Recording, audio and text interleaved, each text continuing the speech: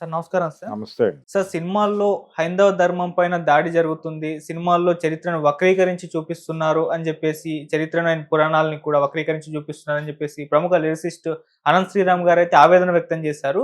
ఎగ్జాంపుల్‌గా 'కల్కి' సినిమాని కూడా తీసుకున్నారు సార్. అక్కడ కర్ణుడిని శూరునిగా ఎలా చూపిస్తారు, దీన్ని ఖండించకపోతే నిజంగా తప్పైపోతుంది అన్నట్టుగా ఆయన మాట్లాడారు సార్. మరి ఆయన మాటల్ని ఏ విధంగా చూడొచ్చంటారు? నిజంగా సినిమాల్లో హైందవ ధర్మం పైన దాడి జరుగుతుందంటారా? మీరేం చెప్తారు సార్? అంటే కర్ణుడి పాత్రని ఎలివేట్ చేయటం అనేది ఇప్పుడు ఇబ్బందికరం అయిపోయింది వీళ్ళకి. అవును. మరి గతంలో కర్ణుడిని కీలకంగా తీసుకుని సినిమాలు తీసినటువంటి వాళ్ళందరూ ఏమైపోవాలి? బిఆర్ పంతులు గారు 'కర్ణ' అనేటువంటి సినిమా తీశాడు.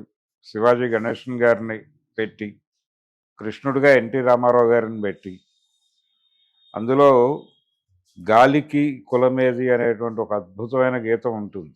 అంటే కుల వివక్ష అనే దానికి భారత సమాజంలో కుల వివక్ష గురించి మాట్లాడాలంటే కర్ణుడి కథలోకి వెళ్ళటం అనేది ఒక ఆనవాయితీగా మారింది.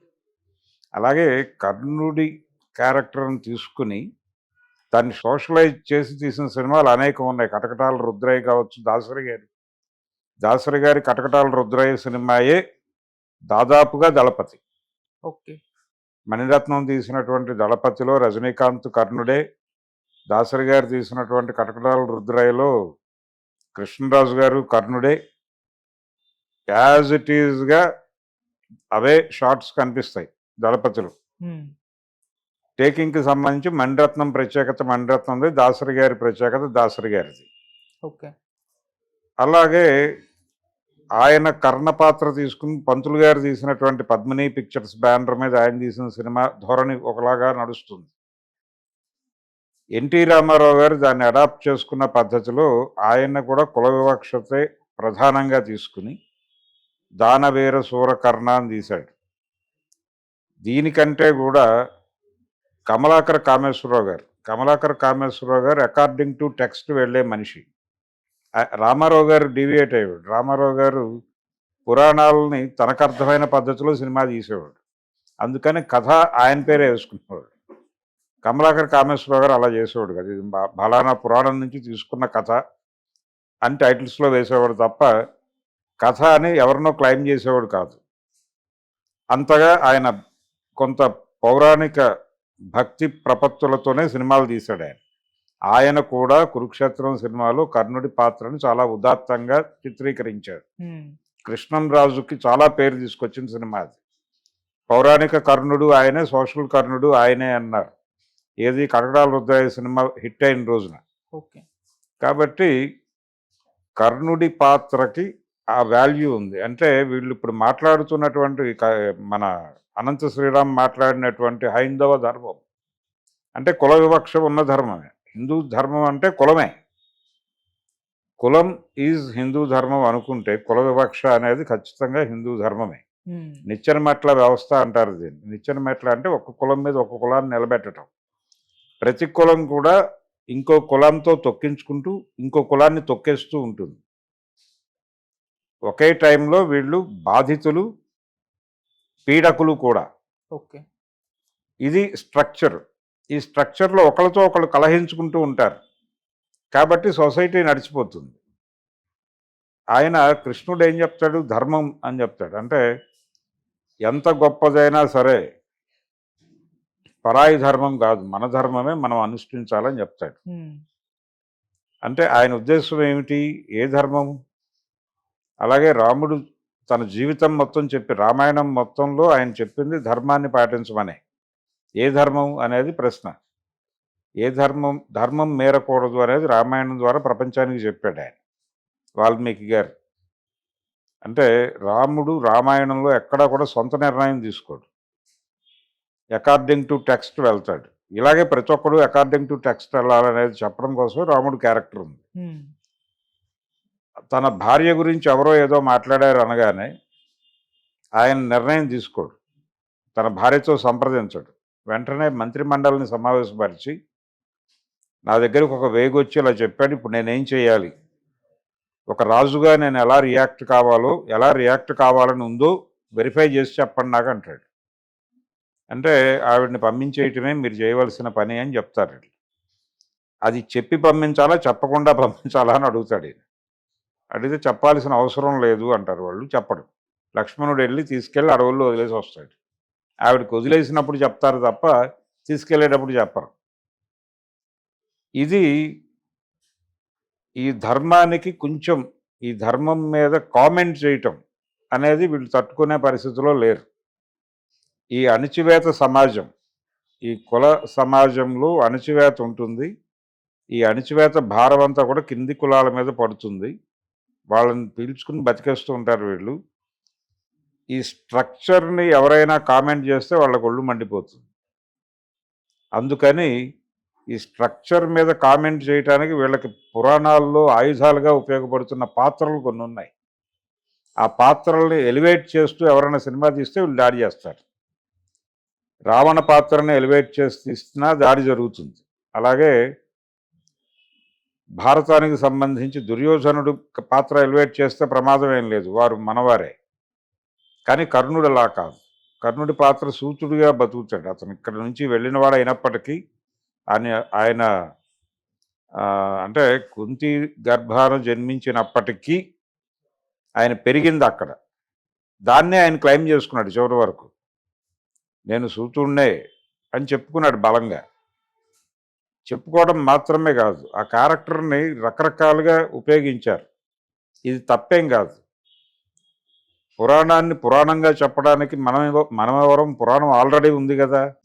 ఆ పురాణం నుంచి మనకు ఏమర్థమైందో ఆ పురాణాన్ని ప్రజెంట్ సొసైటీకి కనెక్ట్ చేస్తూ నువ్వు కొత్త కథ చెప్పాలి. ఈ కొత్త కథలు చెప్తే వాళ్ళు భయపడిపోతారు. మోదుకూరు జాన్సన్ గారు కర్ణుడి క్యారెక్టర్ తీసుకొని రిజర్వేషన్లు ఉండాల్సిన అవసరం ఏమిటి ఈ సమాజంలో అని చెప్పి ఉపన్యాసం ఇప్పించాడు. అది కర్ణుడు చెప్పాడా, భారతంలో ఉందా అంటే లేదు, ఈయన కల్పించాడు. ఆ అవకాశం తీసుకున్నాడు. ఆ అవకాశం తీసుకుని ప్రతిభ అనే పేరుతో అందరం ఒకటే అని మాట్లాడుతున్నారు మీరు, అది కరెక్ట్ కాదు. ఎన్టీఆర్ఏ చేశాడు, అది కూడా అది కరెక్ట్ కాదు. ఒక కుంటివాడిని సర్వ అవయవాలు బాగున్నవాడిని ఒకే లైన్ మీద నుంచోబెట్టి పరుగు పందెం పెట్టడం లాంటిది మీరు చేస్తున్న పని.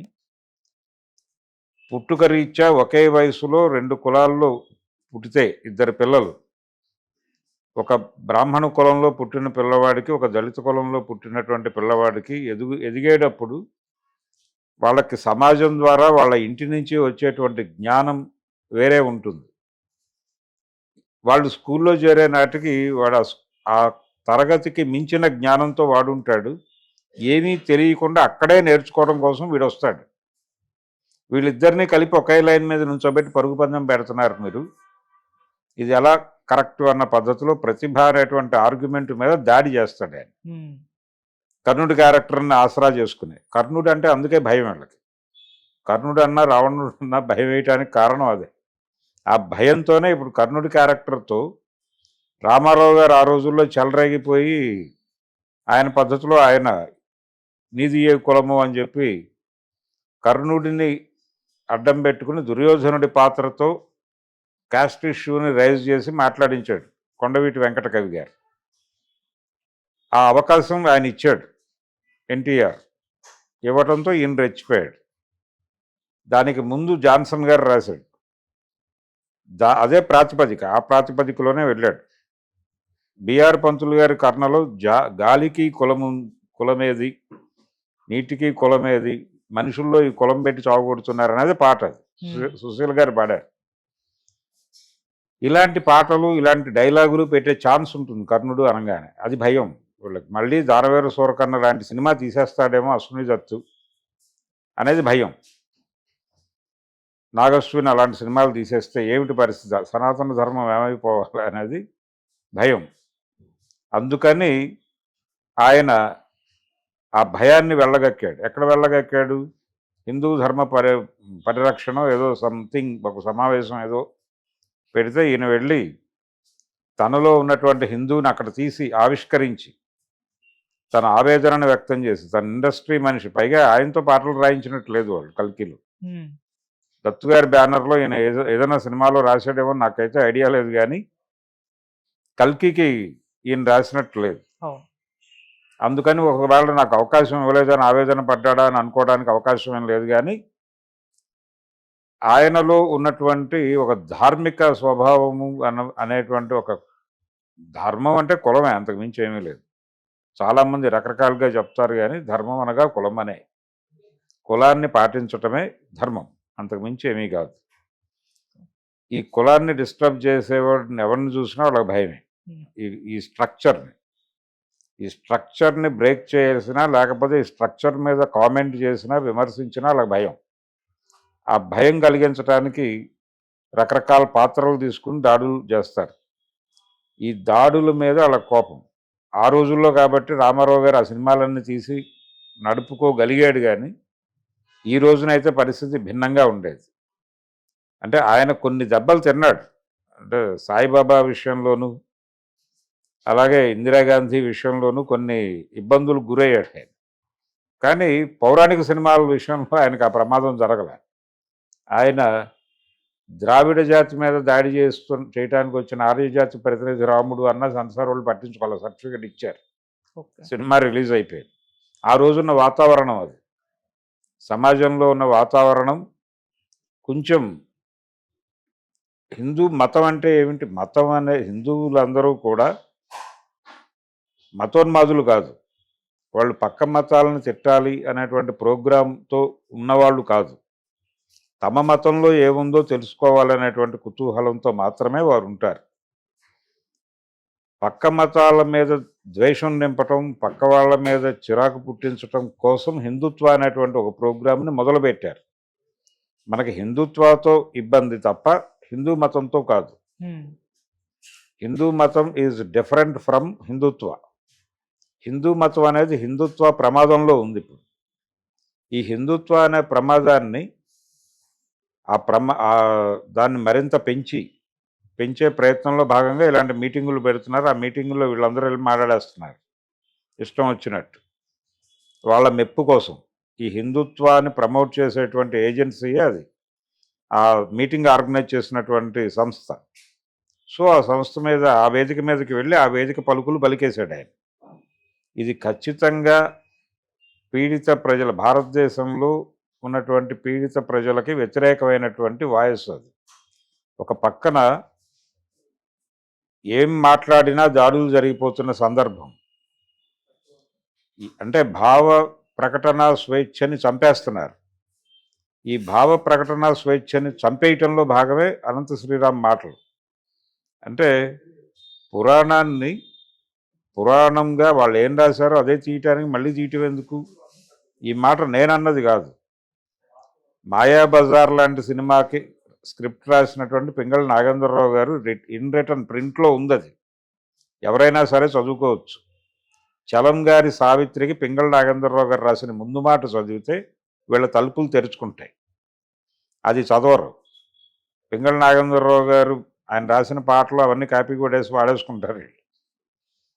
ఆయన జర్నలిస్టు, రకరకాల పరిశోధనలు చేసేవాడు. ఆయన రాశాడు ఇది. అందులో సావిత్రి నాటకానికి ముందు మాటలో రాశాడు, ఉన్న పురాణాన్ని యథాతథంగా రాయటానికి నువ్వెందుకు రాయాలి, అది ఆల్రెడీ ఉంది కదా, దాన్నే తెచ్చుకుని చదువుకుంటే సరిపోతుంది కదా. నువ్వు చెప్తున్నావంటే నువ్వు అది చదివినప్పుడు నీకేమనిపించిందో దాన్ని ప్రతిఫలించు నీ రచనలో, అప్పుడు నీ రచన అవుతుంది. అదే చెయ్యాలి రైటర్ అనేవాడు. క్రియేటర్ అనేవాడు చేయవలసిన పని అది. నువ్వు చదివినటువంటి పురాణాన్ని ప్రస్తుత సమాజానికి కనెక్ట్ చేయటమే రచయితగా నువ్వు చేయవలసిన పని. ఈ పుస్తకాన్ని, అది ఎన్ని వేల సంవత్సరాల క్రితం రాయబడినప్పటికీ, ఆ పుస్తకాన్ని ప్రస్తుత సమాజానికి ఏ మేరకు ఉపయోగపడుతుంది, దాని వలన ప్రయోజనం ఏమిటి, నష్టాలు ఏమిటి అనేది నీ విచక్షణతో నువ్వు ఆలోచించి దాన్ని ఈ సమాజానికి చెబుతూ నువ్వు రచన చేయాలి. అది రచయితగా నీ బాధ్యత అని చెప్పాడు ఆయన. అదే చలం చేశాడు సావిత్రి నాటకంలో. అందుకని ఈ పుస్తకాన్ని నేను ముందు మాట రాస్తున్నానని చెప్పాడు ఆయన. కాబట్టి ఆ రోజుల్లో అంత డెమోక్రటిక్గా ఉన్నారు. ఇది 30లో రాశాడు ఆయన. అంత డెమోక్రటిక్గానే ఉన్నారు. అప్పటి పరిస్థితితో పోల్చుకుంటే కనీసం 70లో రామారావు గారి సినిమాలు, 60లు 70లు, ఆయన 58లో మొదలుపెట్టాడు ఈ ఆలోచన. 58 నుంచి ఆయన ఇండస్ట్రీ నుంచి నిష్క్రమించడానికి 82 వరకు ఆయనకు కూడా ఎప్పుడూ ఇబ్బందులు ఎదురు కాలేదు. ఆ రోజున కూడా ఈ రైట్ వింగ్ పాలిటిక్స్ అనేవి అంత అంటే హిందుత్వ అనేటువంటి ప్రమాదానికి హిందూ మతం గురికాల. కాబట్టి వాళ్ళ ఆర్గ్యుమెంట్స్ మార్కెట్లోకి వెళ్ళినాయి, చాలామంది చర్చించుకున్నారు. రామాయణ విషవృక్షం అనేటువంటి పుస్తకం విశ్వనాథ సత్యనారాయణ గారు రాసినటువంటి రామాయణ కల్పవృక్షానికి ప్యారలల్గా రాశారు రంగనాయకమ్మ గారు. రంగనాయకమ్మ గారిని విశ్వనాథ సత్యనారాయణ గారు బూతులు తిట్టలేదు. ఈ పుస్తకం గురించి ఆయన దృష్టికి తీసుకెళ్తే నాకంటే కూడా ఆవిడకే ముందు పుణ్యం, ఆవిడకే ముందు ఆ దైవాన్ని చేరేటువంటి ఇది దక్కుతుందేమో, ఆవిడకే దైవ సాక్షాత్కారం జరుగుతుందేమో. ఆవిడ పలుసార్లు రామనామం జపించారు అందులో. కాబట్టి ఆవిడే దేవుడికి దగ్గరగా ఉంటుంది, నేను కాదు అని చెప్పాడు ఆయన. అది కదా డెమోక్రటిక్గా ఉండటం. దాని మీద చర్చించండి అన్నాడు ఆయన. ఆ పుస్తకం మీద చర్చించండి, నా పుస్తకం మీద కూడా చర్చించండి. నేను ఆవిడని ద్వేషించడం లేదు. ఆవిడ అభిప్రాయాన్ని ఆవిడ పుస్తకంలో ఆవిడ చెప్పారు, నేను నా అభిప్రాయాన్ని నా పుస్తకంలో చెప్పాను. ఈ రెండూ చదివి ఎటు వెళ్ళాలి అనేది నిర్ణయించుకోవాల్సిన బాధ్యత పాఠకులది. ఇలాగే ఆలోచించాలని నేను చెప్పకూడదు, ఆవిడే చెప్పకూడదు అని చెప్పాడు ఆయన. ఆ ఇంటర్వ్యూ ప్రింటెడ్ ఉంది ఇప్పటికీ. వీళ్ళు ఈ అనంత శ్రీరామ్ లాంటి వాళ్ళు కొంచెం కళ్ళజోళ్ళు పెట్టుకుని చదువుకుంటే బెటర్. Okay sir. ఇలా మాట్లాడలేదు ఆయన. సనాతన ధర్మం విఘాతం కలిగించేసింది రంగనాయకమ్మని ఆయన గుండెలు బాదుకుని ఏడవలేదు. అంతకంటే గొప్ప పండితులు కాదు వీళ్ళు. వీళ్ళెవరూ కాదు, ఆయన స్థాయి పండితులు తర్వాత రాలేదు. ఆయనే చివర ఆ ఏరియాలో. కాబట్టి కవి సామ్రాట్ విశ్వనాథ సత్యనారాయణ గారే ఆ పద్ధతిలో రియాక్ట్ అయినప్పుడు వీళ్ళ గొడవ ఏంటి మధ్యలో? ఈ అనంత శ్రీరాముళ్ళు వీళ్ళును. ఇది కేవలం ట్రాష్ మాత్రమే. ఇలాంటి ప్రకటనల ద్వారా వీళ్ళు సమాజానికి మేలు చేయకపోగా కీడు చాలా చేసేటువంటి ప్రయత్నం చేస్తున్నారు. వీటిని అడ్డుకోవాల్సిన అవసరం అయితే బలంగా ఉంది. Thank you so much sir. Thank you.